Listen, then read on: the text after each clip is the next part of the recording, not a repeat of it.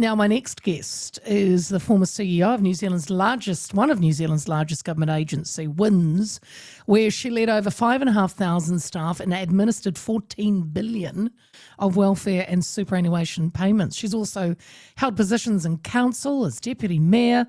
She's acknowledged as a dynamic and inspirational leader, and she's transformed many organisations through her vast experience of leadership.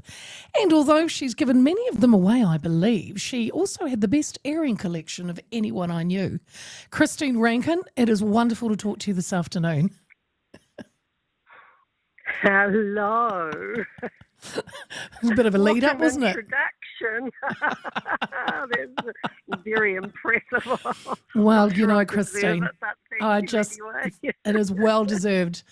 Christine, lovely to talk to you. Now, we do have a bit to sink our teeth into. Firstly, this one is well and truly in your wheelhouse. Money management cards for beneficiaries that have been sanctioned for non-compliance. Recent government data shows that many are unable to pay their rent as it is, and that money cards are putting them at risk of homelessness. What do you say to that?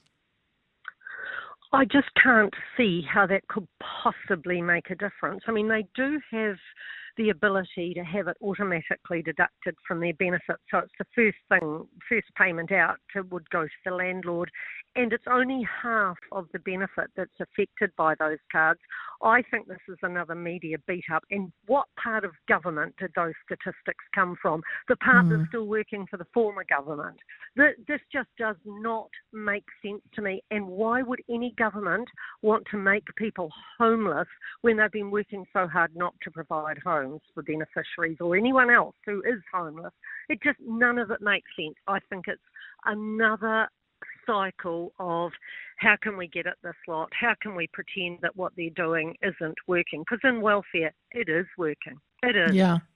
One beneficiary says it feels like the system is punishing them for being poor, and the changes make it harder to get back into work. Chris, I can tell by that side, but I mean, when you were the former CEO of WINS, I mean, that hasn't changed. I'm sure you've heard that before. Oh, absolutely. And remember, I was a beneficiary for a number of months. I know what it feels like to be on a benefit, but it's not there for a lifestyle, Leah. It's there to fill in while you get another job. You're not punished for being poor. They're trying to stimulate you to get a job of your own and support yourself so that you have more money to meet life's necessities. And that, look, you can lose confidence when you're on a benefit. It's a destroying thing to be on, but it's not a lifetime. It's not there for you to settle in on benefit and be comfortable. It's supposed to push you to independence. You know, Christine, I saw a story last week actually, and he was, it was good that this guy was being honest. It was a solo dad. He lives, I think, Whangapuroa. He's been on the Beni now for, I think it was about 5, coming up 6 years. He's got his young boy with him, and he basically said with all the add-ons that he gets, for power and rent, and he says he lives comfortably, and he admitted that it was easier his life as it was now than if he ever had to go to work, and he admitted why would I go to work? They're making it too easy.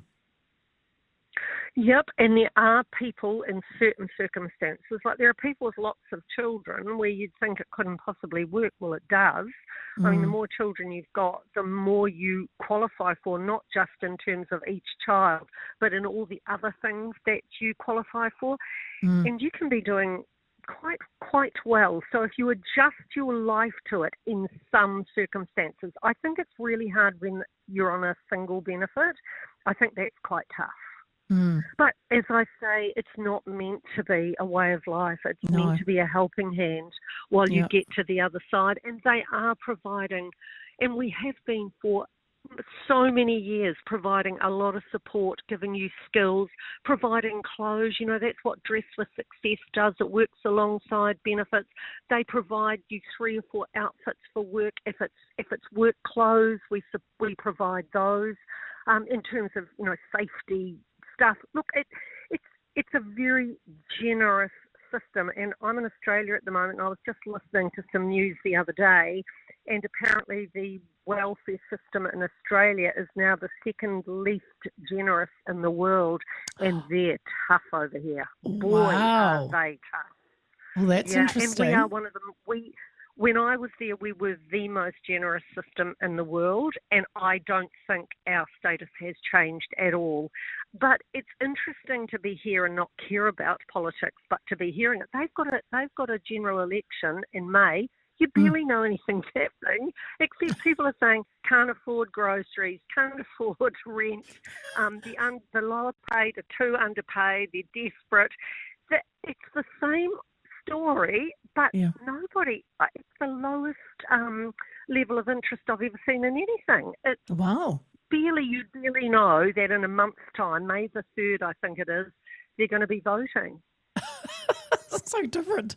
I can't believe it. School lunches, Christine, this has been one of my favourite topics for a while. There was a poll, and the majority of voters believe parents are most responsible for providing school lunches. 61.5% said parents, 32.4% said the government via the school lunch program, 2.5% said that they did not know. Where do you sit, Miss Christine? Well, I'm sure you can guess where I sit. To me, and I was on my own with two little boys, I would have fed them long before I fed myself. I was never in that position. But if I had been, of course, that would have come absolutely and utterly first. And we've got this mindset that the government or council, one or the other, can provide whatever is required. I find it absolutely ludicrous. Now, there are some people that find themselves in difficult circumstances temporarily and would need some help, but this is crazy. When I looked after a child abuse organisation about 15 years ago, they were just starting school lunches, but it was cooked by the kids in gardens grown by the kids, so they were getting life skills, and they loved it. And that was in South Auckland. There were about 4 schools doing it, highly successful. That's where this has come from, but they no longer have any part in it at all. It's ludicrous. Well, actually, that's interesting because there's calls that David Seymour should actually just scrap it and then give the schools the $3 per student that needs the lunches, not all the school kids, and then let them and their community spend it how they see fit.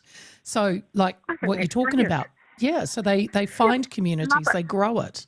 Should they do that? Absolutely, they should. And it's just been embarrassing, the debate and discussion around it, said by the media, not your media, of course, but most of the others, that it's some crime that David Seymour is committing by trying to make it less onerous, and it was. It was incredibly expensive. It still is.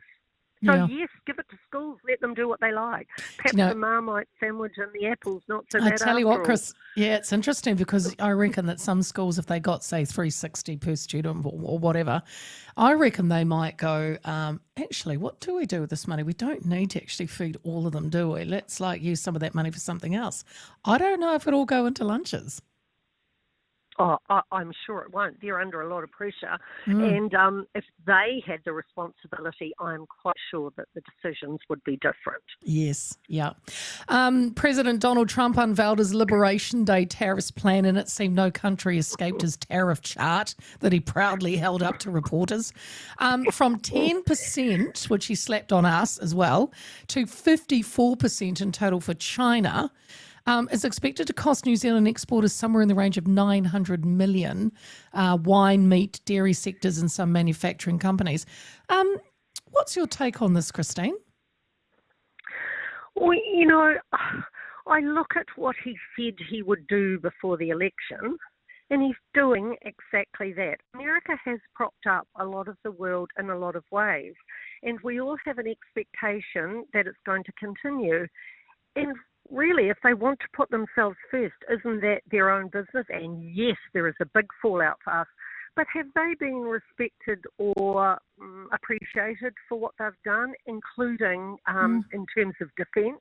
we've taken it for granted that if something happens to us, they'll be down here in a flash and they'll save us. Well, they won't. No. First of all, they couldn't get here fast enough. But I don't like what he's done, and the whole thing is really disturbing, and you think, where the hell is the world going to end up? Because we're in a lot of trouble at the moment. The world is. And he is feeding that. But in a way, he has a right. If we're not doing things for them, you know, in Australia, they don't have their beef because of mad cow disease. Well, I don't understand why America is obliged to fill the gap. Or am I misunderstanding something? You know, he's saying he wants to make Americans wealthy again. He wants America to thrive. They have a right to that attitude, even if we hate it. It could, I mean, look, I don't really quite know the ins and outs of how this all works, Christine, but from little bits I have kind of digested it, it could backfire a little bit, i.e. it could cost Americans more. You know, they could end up paying more for products and even go into recession. But I mean, you brought up really good points. And the thing is, many countries say they're going to retaliate and reciprocate tariffs or restrict certain things. Our government says we're not going to reciprocate. I think that's a wise thing to do. Do you agree with that decision? Very mature. Yeah, very mature. And I think that shows quite a strong business savvy from the Prime Minister, and people get at him about so many things, but that is smart, because whatever we do, they'll do something in return. Yeah. No, I don't like it for my country, but I understand he promised to do this. This is their vision, to get America working again and being wealthy in their own right. They've got a right. Yeah. So we've gone from very mature to immature, and I want to talk about Pāti Māori. Rawiri Waititi, I know, sit down, you probably are. Rawiri Waititi, Debbie Ngāre Wapaka, and Hana Rafiti Maipi Clark did not attend their Privileges Committee hearing on Wednesday to answer questions about their outburst in the House last year, where they performed that haka and tore up the Treaty Principles Bill like spoiled children. They say they have been denied natural justice, calling it a kangaroo court, and instead will hold their own alternative independent hearing in May. So people could understand, and I must quote this, Christine, what it is to be Māori and to have tikanga in this place. Christine, in all your days, have you ever witnessed such a pack of time-wasting grifters? No, that's what they are, and they're racist.